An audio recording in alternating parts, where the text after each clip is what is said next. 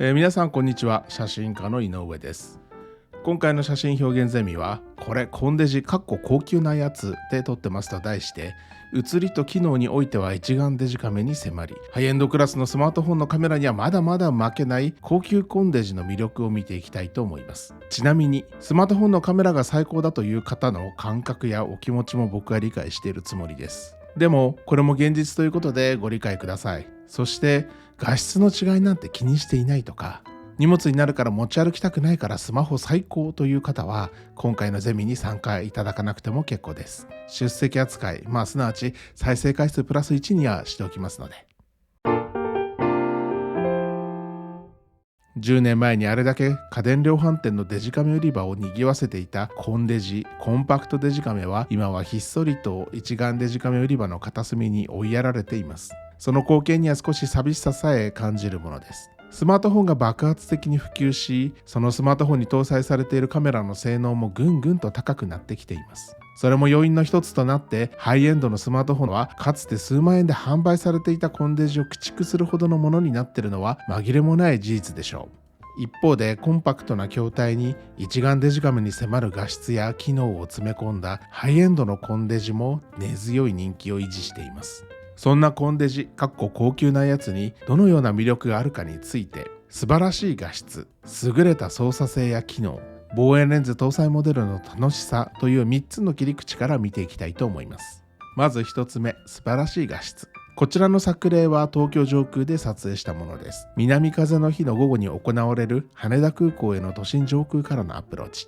通常は3度のパスで行われるアプローチですが、ここでのアプローチの時は 3.45 度とされていて、いつもより効果率を高くしてアプローチする機装から見える光景は、ぐんぐんと街の見え方が変わっていく絶好の被写体と言えるでしょう。この時手にしていたのは高精細な写りが約束されたコンデジ高級なやつ。ひしめく建物一つ一つが見えるような解像感で迫力のあるシーンを映すことができました。ちなみにこれは 24mm で撮影しています。ただこの画角の中の右下半分は飛行機のジェットエンジンのジェットブラストでモヤモヤしてますから、見るべきところはもう少し上の方、左上の方を見ておきましょう。一眼デジカメやスマートフォンでもこの焦点距離で撮影できることからすると、この点ではコンデジのメリットは少なく思えます。しかしながら大きな一眼デジカメを狭い飛行機のシートでずっと抱いているのも粋じゃないように思います。コンデジ高級なやつ万歳と言いたいところですが、ハイエンドのスマートフォンであればこれに近い画質で撮り残すこともできそうです。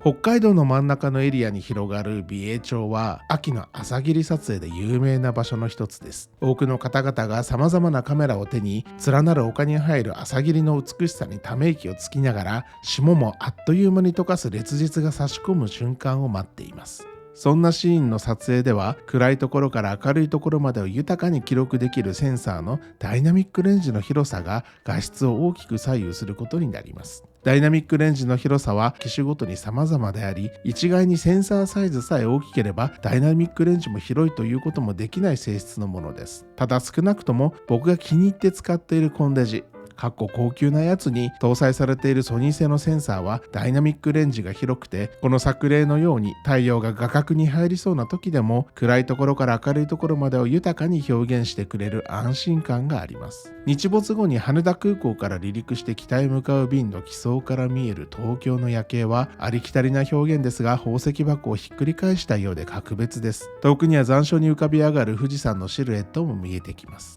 コンデジ高級なやつは一般的なスマートフォンとは段違いの優れた暗所性能を持っている点に魅力があると言えるでしょう。センサーサイズやレンズの F 値などのスペック的にコンデジ高級なやつに迫る高級なスマートフォンのカメラが存在していることも確かなのですが、小刻みに揺れる飛行機の機装からバッチリと撮影できるようなモデルがあるかどうかについては正直あまりよく知りません。本当に存在するならそれなりに話題になってるのかなと思っていたりします。デジカメの暗所性能はセンサー、レンズ、手ブレ補正機能、画像処理エンジンなど様々な機能が互いにうまく働くことにより効果を上げるものであることを再認識させられます。2つ目の優れた操作感や機能について見ていきましょう。コンデジ高級なやつの多くはデジタル一眼カメラ同様に撮影モードダイヤルや各種ダイヤル、そして物理ボタンが搭載されています。これはほぼ全てをタッチパネルで操作するスマートフォンに比べてより確かに、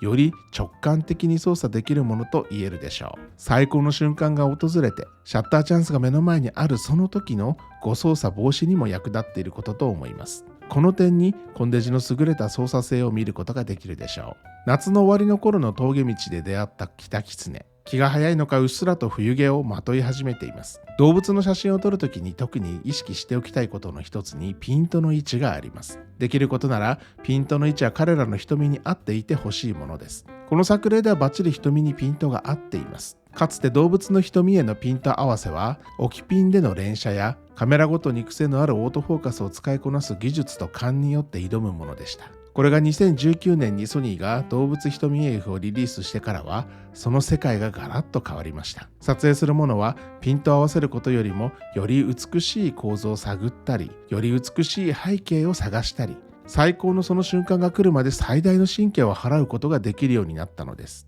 今や各メーカーのデジタル一眼カメラの基本装備になりつつあり、コンデジにも動物瞳 AF が使えるモデルがリリースされ始めています。この写真を撮ったコンデジ高級なやつにも動物対応の瞳オートフォーカスは搭載されていて、バッチリ瞳ピントを合わせてくれました。価格は少し張るコンデジ高級なやつですが、重くて大きな一眼デジカメを持ち歩くことと比べると魅力的に感じる方もいらっしゃることでしょう。スマートフォンの中には動物瞳 AF を採用し始めている機種もありますが、まだまだここはコンデジ高級なやつに軍配が上がることかと思います。動物撮影に欠かせない機能が連写。一瞬の素敵な仕草や表情を確実に写し止めるためには必須の機能です。なんだか間抜けた可愛さのあるキタキツネを写したこの作例を撮影したコンデジ高級なやつは1秒あたり24枚の撮影ができるモデルでした。そのおかげで撮影後に極上の表情を選ぶことができるのです。こういう話をすると一部の一般ユーザーだけでなく一部のプロカメラマンからさえも後から選ぶなんて面倒だという声を聞こえてくることが少なくありません。それぞれどのように考えるかは自由だと思いますが、少なくとも僕はその面倒をしたとしても素敵な仕草や表情が写し止められた極上の一枚が欲しいとか、プロなんだから面倒なんて言わず、プロカメラマンとして極上の一枚を納品したいと思うものです。その意味で高速連写機能というのはとても魅力的です。ちなみにスマートフォンで連写をするとなるといささかの厳しさがあることが多い印象です。JPEG が連写機能に対応しているものの、RAW での連写には対応してない機種があるだけでなく、そもそも機能として備えてない機種さえあります。この点でコンデジ高級なやつはスマートフォンに比べてまだまだ頑張れてるなというふうに思います。3つ目、望遠レンズ搭載モデルの楽しさについて見ていきましょう。こちらはこの写真表現ゼミでたびたびお見せしている白樺と唐松の木立がある場所でのビハインドシーンを撮影したものです。35mm 板換算値にすると 24mm による撮影です。この焦点距離による画角では手前の秋巻き小麦の畑だけでなく空も映り込んでしまっていて、なんだか締まらない絵になっています。いつもの白樺ラインダンスの構図はこの赤枠の部分、望遠気味にして撮影するのです。では見てみましょう。こちら 35mm 板換算値で 115mm です。いかがでしょう。急に見違えて見えてきますよね。唐松の森から白樺たちがラインダンスをして踊り出してくるようにも見えてきます。105mm から 135mm あたりの焦点距離は中望遠域とも言われていて、風景の特定の要素を強調して一見平凡な風景に新たな息吹を注いでくれるとも言われています。この効果を見ると積極的に使っていきたい焦点距離だと思う方も少なくないと思います。コンデジ高級なやつの中にはこのような焦点距離であっても画質の劣化が残念なデジタルズームではなく、画質の劣化が極めて少ない光学ズームでできるモデルもあり、とても魅力的です。パリの街角で撮影した1枚、35mm 板換算値の 24mm で撮影しています。自分で撮影しておいて言うのもなんか切ないのですが、何を撮ろうとしていたのか判然としない感じの1枚。このような交差点がパリにあったという趣旨の写真としては意味があることと思いますし、僕にとっては思い出の一つなのですが、人に見せる写真としては少々物足りない感じを否めません。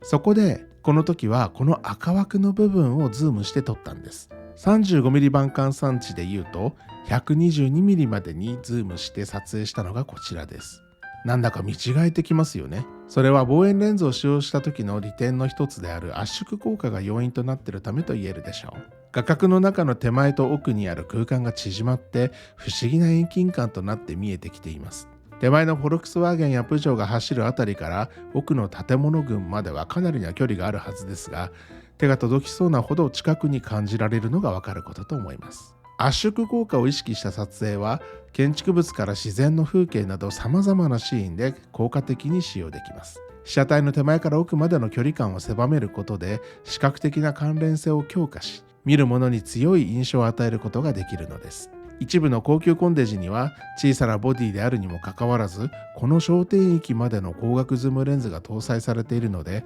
高画質と焦点距離の柔軟性という意味で一眼デジカメ並みの楽しみ方ができるのです。興味深いのは、ハイエンドのスマートフォンの中には3つのカメラを搭載したモデルが増えていて、最高級モデルの中には先日発売された iPhone 15 Pro Max のように 120mm の望遠レンズを搭載していたり、Xperia 1 5のように 85mm から 125mm の望遠レンズを搭載したモデルもリリースされ始めています。今のスマートフォンのカメラにおけるこの望遠域の画質はまだまだここで紹介しているコンデジ高級なやつの画質には及んでいないという感じは否めません。しかし急速に技術革新を進めているスマートフォンがこの望遠域に挑戦し始めていることを思うと、この焦点域や写真表現にとって面白いことの少佐であることを再確認すると同時に、これからさらに進むはずのスマートフォンのカメラの技術に期待が膨らみます。カメラはセンサーだけでなく、レンズや画像処理エンジンの性能も画質を決める重要な要素になる精密機器です。しかしながら今日では撮影後に様々なデジタル処理をすることで写真をより心地よく見せる技術が日に日に進歩しています。その意味では今日のコンデジはそれが高級なモデルであっても画質、この画質という言葉はそろそろ見心地という言葉に言い換えるべき時代になりつつあるかもしれず、この点においては高級スマートフォンのカメラに追いつかれつつあることは否定できないんでしょうね。そのような時代の中でのコンデジ高級なやつの魅力は、画質はもちろんのこと、その操作性や機能がデジタル一眼と同様だったり、それに迫るものだったりすることにあるのかなと思います。そんなコンデジ高級なやつを僕がどのような用途にしているかというと、今は一眼デジカメを持ち歩くのが鬱陶しい時だったり、テーブルを共に囲んでいる人たちにあまり負荷にならないようにさっと撮影お疲れちゃん飯を撮ったり、年間100回以上乗っている飛行機の機窓からの光景を隣の人にあまり迷惑にならないように撮るという使い方が多いかもしれません。これはささやかな使い方というか、もったいない使い方をしているように思われるような気もしているのですが、日々の暮らしの中で負担少なく極上に取り残したいという僕のニーズにはバッチリ合ってるような気がしてならないです。